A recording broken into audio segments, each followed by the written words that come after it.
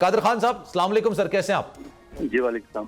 कादर खान साहब, ये बताइएगा 21 तारीख को नवाज शरीफ साहब वापस आ रहे हैं, आपको क्या लगता है जो सियासी मंजरनामा है उसमें तब्दीली कुछ आएगी नवाज शरीफ साहब की वापसी से, या नहीं, ऐसा कुछ भी नहीं है?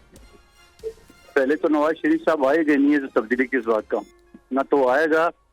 ये सिर्फ अपने लोगों को जो है ना मोटिवेट करने के लिए ये सारा खेल खेल रहे हैं। श्योर है आप नहीं ना तो आएंगे? नवाज शरीफ आएगा नहीं, मैंने पहले दिन भी कहा, आज भी कह रहे नवाज शरीफ साहब नहीं आएगा।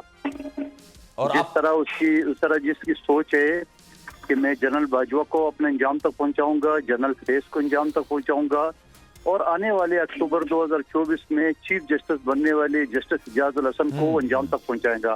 तो क्या इन तीनों लोगों को अंजाम तक पहुंचा सकेगा? और अगर पहुंचा सकेगा तब तो आ जाएंगे, अदरवाइज नहीं। नहीं, ये आपका गुमान हो सकता है, आपका तज्जिया हो सकता है, लेकिन नहीं आएंगे ये खबर है। मतलब आप खबर क्या दे रहे हैं या ये तज्जिया है आपका? मैं ये कहता हूँ नवाज शरीफ साहब नहीं आएगा, लिख ले अपने पास। ठीक है, ये सिर्फ लोगों को मोटिवेट करने के लिए ये सारा खेल खेल रहे हैं।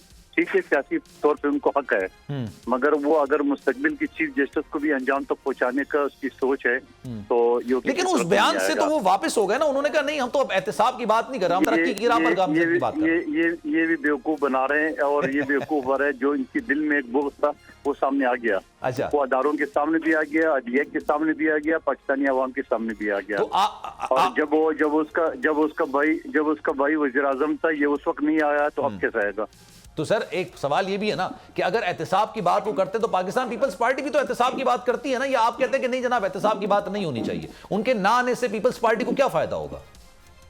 नहीं, हमारा क्या वास्ता उनसे, वो आया नहीं है अपनी पार्टी के लिए।